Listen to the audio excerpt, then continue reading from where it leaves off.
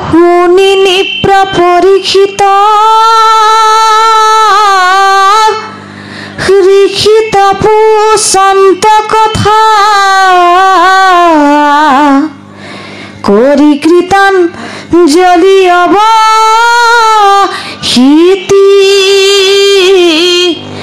নামৰ মহিমাজত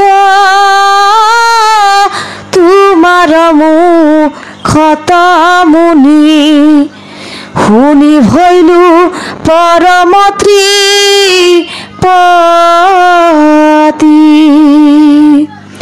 যমৰ আগত গয়া গোচৰ দিলক যেবে তিনি দূতে মহাপীড়া পাই কেনবা প্ৰভুধ বাক্য বুলন্তে তাক পাছে শুনিবাক মোৰ ইচ্ছা যাই পাতকিলো তক আতি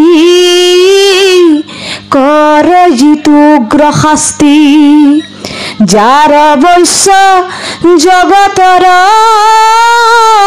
প্ৰজা তাহাৰ আদৰ্শ চন্ন নাতো কৰ একো জন পৰম মহিমা যম ৰাজা পৰাক্ৰমে নাহি সম জগত অন্তক যম তানে নতু শুনি আজ্ঞা ভংগ কহিও কমুত মুনি দূতৰ বচন শুনি পাছে কেনে কৰিলন্ত খংগ পৰিষদে মাৰি বাজি লইলন্ত বীজক কাঢ়ি দূতৰুৰা খিল মাত্ৰ প্ৰাণ কিংকৰে দিলক সাক্ষী তা সম্বাৰ দুখ দেখি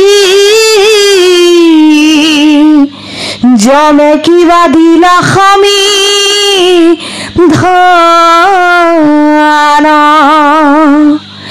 ইয়াক শুনি বাৰ মোৰ পৰম কৌতুক হিয়াছে সে দিয়োক পৰম সংশয় তোমাৰ মুখৰ কথা শুনি নিৰন্তকুলোক তুমি মুনি মহাকৃপাময়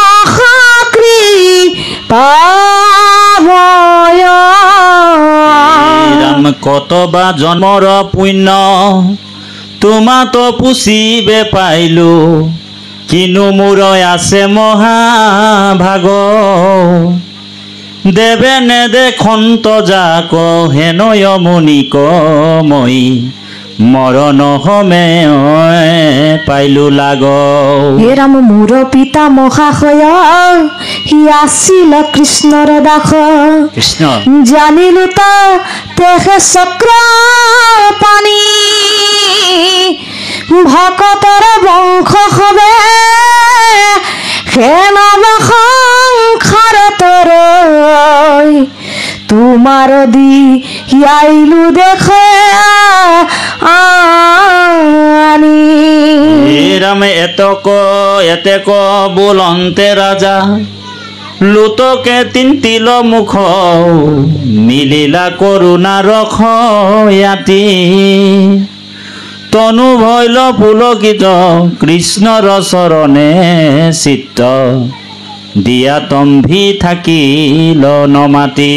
হে ৰাম দেখি হুক মুনি পাছে নিপ্ৰতীক প্ৰশংসিল ধন্য ধন্য পাণ্ডুৰ সন্মুখতি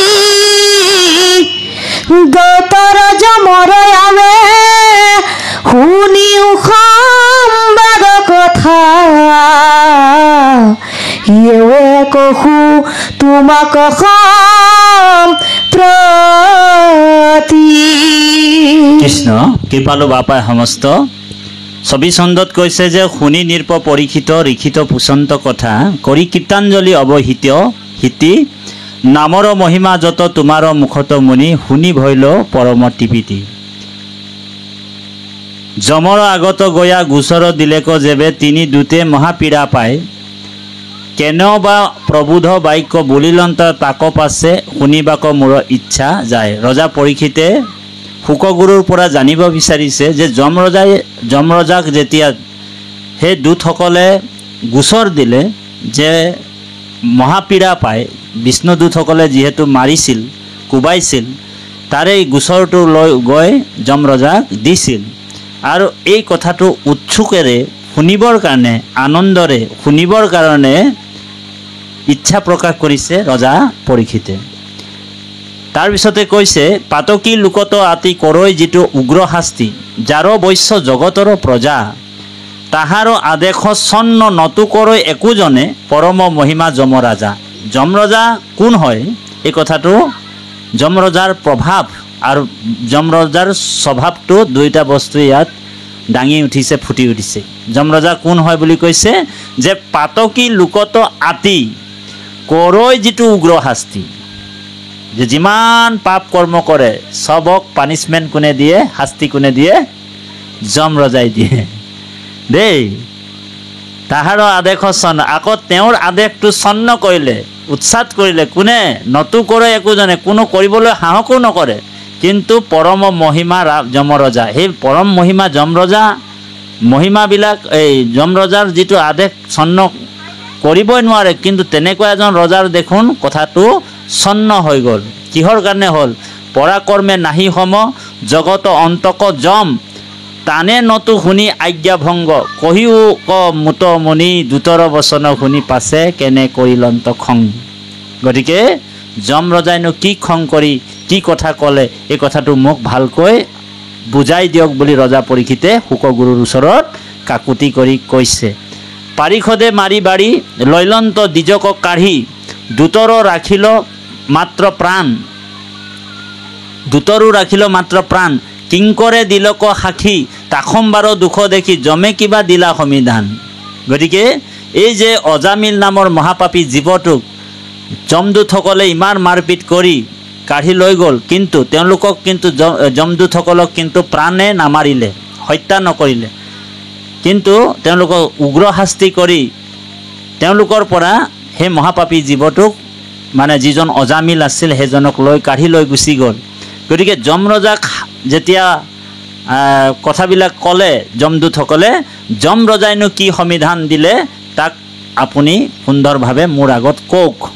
আকৌ শুনিবাৰ মোৰ পৰম কৌতুক আছে চেদিওক মনৰ সংশয় তোমাৰ মুখৰ কথা শুনি নিষ্ঠৰূক লোক তুমি মুনি মহাকৃপাময়। হে শুকগুৰু তুমি এজন মুনীন্দ্ৰ তুমি মহামুনি গতিকে এই কথাবিলাক আনন্দভাৱে তুমি কোৱা আৰু আনন্দ মনে মই শুনিম যাতে এই যে শ্ৰৱণ কীৰ্তনৰ যোগেদি অকল মোৰেই নহয় গোটেই জগতখনেই তৰিব পাৰিব দেই। বাপাই সমস্ত বৰ গুৰুত্বপূৰ্ণ কথা। সন্ত যিজন হয় সাধু যিজন হয় ভকত যিজন হয় সেইজনে নিজৰ কথাটো বেছিকৈ চিন্তা নকৰে আনৰ হিতৰ কথাটো চিন্তা বেছিকৈ কৰে আনৰ উপকাৰৰ কথাটো বেছি চিন্তা কৰে। সেইকাৰণে কৈছে এই ৰাম পৰকেহে উপকাৰ কৰে দিনে ৰাত্ৰি তাৰ উপদেশে গুছে ভৱ ভয় ভ্ৰান্তি। ভকতৰ লক্ষণত কৈছে ভাগৱতে যে পৰকেহে উপকাৰ কৰে দিনে ৰাত্ৰি তাৰ উপদেশে গুছে ভৱ ভয় ভ্ৰান্তি খনিতক নাহি ৰহে হৰি এৰি ভিন্ন জানি বাহা মুনি আহি ভকতৰ চিহ্ন। যে ভকতে কেতিয়াও ভগৱন্তৰ পৰা খন্তেক সময়ৰ পৰা দূৰ নহয়। ভকত আৰু ভগৱন্তৰ লগত একেবাৰে সমীপত ভগৱন্তৰ লগতে থাকে, আৰু ভকতো ভগৱন্তক নেৰে আৰু ভগৱানো ভকতক নেৰে বুলি কৈছে। এতিয়া আপোনালোকক ভগৱানে কেতিয়াও এৰি নিদিব। আপোনালোক নাভাবিব যে আমাৰ ওচৰত ভগৱান নাই বুলি। ভগৱান আপোনালোকক শংখ চক্ৰ গদা পদ্ম ধৰি সদায় ৰক্ষা কৰি থাকিব, সদায় আপোনালোকৰ লগত কথা পাতি থাকে। গতিকে সেইজন পৰমাত্মাৰ কথাটো শুনিবলৈ ইচ্ছা কৰিছে কোনে? ৰজা পৰীক্ষিতে। মোৰ পিতা মহাক্ষয় আছিল কৃষ্ণৰ দাস, জানিলোঁ তাতেহে চক্ৰপাণী, ভকতৰ বংশ হবে হেনবা সংসাৰ তৰৈ, তোমাক দিয়াইলা দেখা আনি।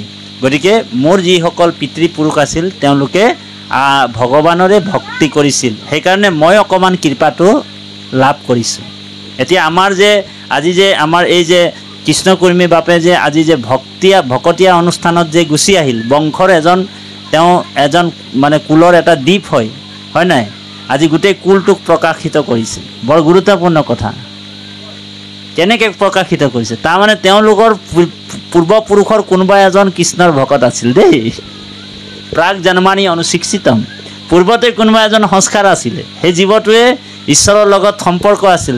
তাৰ ফলশ্ৰুতি সেই গছজোপাৰ ফল ধৰিলে কি ফল ধৰিলে বোলে? সেই ফলটো হৈছে কৃষ্ণকুৰ্মী বাপ। আৰু ইয়াৰ পৰা সেই ফলটোৰ পৰা এতিয়া বহুত বীজ সৃষ্টি হ'ব, আৰু সেই বীজবিলাকতো আপুনি ভাল ফল পাব, ভাল গছ পাব। বুজি পাইছেনে কথাটো? সেইকাৰণে বাপ এই কথাটো ৰজা পৰীক্ষিতে কৈছে, মনত ৰাখিব কথাটো, ভকতৰ বংশ হবে হেনবা সংসাৰ তৰে, তোমাক দিয়াইলো দেখা আনি। ভকতৰ বংশলৈকে কেনেকৈ উদ্ধাৰ হয় তোমাক প্ৰমাণ সহকাৰে মই তোমাক দেখুৱাই দিলোঁ। ভকতৰ বংশটো কেনেকৈ উদ্ধাৰ হয়, তাৰমানে লিংকটো কেনেকৈ ভকত এতিয়া আমাৰ শুক্লাল গোৱালাৰ বাপৰ পুত্ৰসকলক তেওঁ যদি ভকত বনাই দিলে, তেওঁলোকৰ পৰা তেওঁলোকৰ নাতি পুতিবিলাক ভকত হৈ গুচি গ'ল। তেনেকৈ কুলধৰ্ম ভগৱন্তৰ ভক্তি কৰি কৰি কৰি কৰি গোটেই কুলটোক উদ্ধাৰ কৰিব। সেইকাৰণে কৈছে যে বিষ্ণু বৈষ্ণৱৰ সং লয়বা প্ৰথমত, হয়নে বাৰু? আকৌ কৈছে বোলে যিজন বিষ্ণুৰ বৈষ্ণৱ হয় তেওঁলোকে 21 পুৰুষ উদ্ধাৰ কৰিব বুলি কৈছে। অকল 21 পুৰুষে নহয়, বোলে যিটো নাম নেৰৈ মুখে পাইলা মুখ্য মহাসুখে, জানা কৃষ্ণ তুষ্ট ভৈলা তাৰ গুৰু ভৈলা জগতৰ, সেইজন গুৰু হ'ব পাৰে, হয় নাই বাৰু? কৰিলে হিতুনৰ কোটি কোটি পুৰুষ উদ্ধাৰ। বোলে 21 পুৰুষ 22 পুৰুষ বাদ দিয়া, বোলে কোটি কোটি পুৰুষো উদ্ধাৰ কৰিব পাৰে, কিন্তু নামখাৰ তেওঁ নাম বস্তু শুদ্ধভাৱে গ্ৰহণ কৰিব লাগে। কৃষ্ণত শৰণটো শুদ্ধ লাগিব দেই। বোলে বচনে কেৱলে মাত্ৰ শৰীত শৰণ লয়, চিত্তে আন দেৱক ভজয় হ'লে নহ'ব। বোলে বচনত শরণ ললো আর কেউ নাই দেখছে বলে করে 1 ঘটি পানি যাই করে শিব মন্দিরেও ঢালে দিছি বলে, এরকম হলে না হবে। ভগবান তো দেখে আছে, ইমর কামটা করলো, মরখিনি হরণ নিল, মরে নাম আশ্রয় করলো, তার পিছে মনে মনে ইয়ার কারবার গিলা বেলেগেই দেখুন। আপোনালোক নাভাবিব যে ঈশ্বরে আমাক দেখা নাই। ভগবানে কৈছে যে মানে যিসকল দুৰাচাৰো হয়, আন দেৱ তেজি মুখে মাত্ৰ ভজয়, সেহিহে পৰম সাধু বুলি কৈছে দেই। যদি দুৰাচাৰো হয়, অকণমান পানী পৰুৱা খোৱা অভ্যাসো আছে, কিন্তু তেওঁ এক শৰণটো ধৰি ৰাখিছে দেই, সেইজনেই পৰম সাধু বুলি কৈছে। সেই বুলি তাঁতি বাপে ক'লে বুলি আপোনালোক হৰি ৰাম কৰি নাথাকিব আকৌ দেই, বুজি পাইছেনে? তাৰমানে অকণমান খায়ো থাকিম আৰু এক শৰণতে থাকিম, এনেকুৱা ভাৱনাটো ল'ব নালাগে। আমি কথাটো যত্ন কৰিছোঁ ক'বলৈ, বুজাবলৈ, যে আমি দুৰাচাৰ যদিও হওঁ, তথাপিও ঈশ্বৰৰ ভক্তিৰ বাহিৰে যদি আন দেৱতাক পূজা নকৰোঁ, আন দেৱ দেৱী পূজা নকৰোঁ, তেতিয়া ভগৱন্তই কৈছে সেইজনে মোৰ প্ৰিয়, সেইজনে মোৰ পৰম ভকত। আৰু যদি বোলে তেওঁ এক শৰণ হয় কিনি এক শৰণ নাম ধৰ্ম ল'লে, লোৱাৰ পিছত যদি তেওঁ আন দেৱ দেৱৰ ওপৰত আস্থা ৰাখিছে, তেনেহ'লে তেওঁক মই কিন্তু কালৰূপে ধৰোঁ মেৰিয়াই বুলি কৈছে, নৰকৰ পৰা তাক নেদু উঠিবা আকৌ। সেইকাৰণে এক শৰণটো, এই এক শৰণ হৰিনাম ধৰ্মটো সকলোৱে ৰাখিবও নোৱাৰে। আজি সমাজ মানে এই পৃথিৱীত, এই অসমত, এই ভাৰতবৰ্ষত অনেক ধৰ্ম অনুষ্ঠান আছে, নিজকে এক শৰণ বুলিয়ে কয়, হয় নহয় বাৰু? কিন্তু এক শৰণ মানে কি? এক শৰণ মানে চাৰিওফালৰ পৰা এক হ'ব লাগিব আপুনি। আপোনাৰ কাম, ক্ৰোধ, লোভ, মোহ, দম্ভ, অহংকাৰ এইবিলাকো থাকিব নালাগিব। কোনো প্ৰাণীৰ প্ৰতি আপোনাৰ হিংসা হ'ব নালাগিব।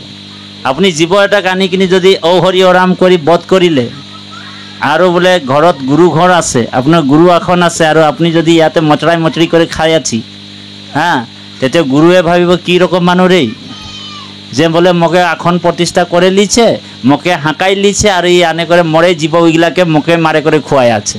তেতিয়া ভগৱানে ভাবিব, ভগৱানে কি কৰিব, কাল ৰূপে তাক মই ধৰোঁ মেৰিয়াই, তেওঁক কাল ৰূপে তেওঁ ধৰিব, তেওঁ সেইদিনাখনৰ পৰা বেয়া হৈ গুচি যাওঁ।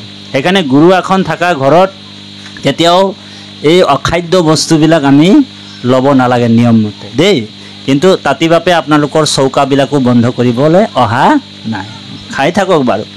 কিন্তু সাধনত যদি আছে, যদি ঈশ্বৰক লাভ কৰিব বিচাৰিছে, ঈশ্বৰৰ জ্ঞান লাভ কৰিব বিচাৰিছে, ঈশ্বৰৰ প্ৰেম ভক্তি যদি লাভ কৰিব বিচাৰিছে, আপুনি সমস্ত জীৱতে ঈশ্বৰক দেখিব লাগিব। অকাৰণত এটা পৰুৱাও মাৰিব নোৱাৰিব, অকাৰণত এটা পৰুৱা বধ কৰিবলৈ অধিকাৰ দিয়া নাই আপোনাক। কাৰণ ভগৱান কৃষ্ণই কৈছে সমস্ত ভূততে আছোঁ মই হৰি, সবাকো মানিব।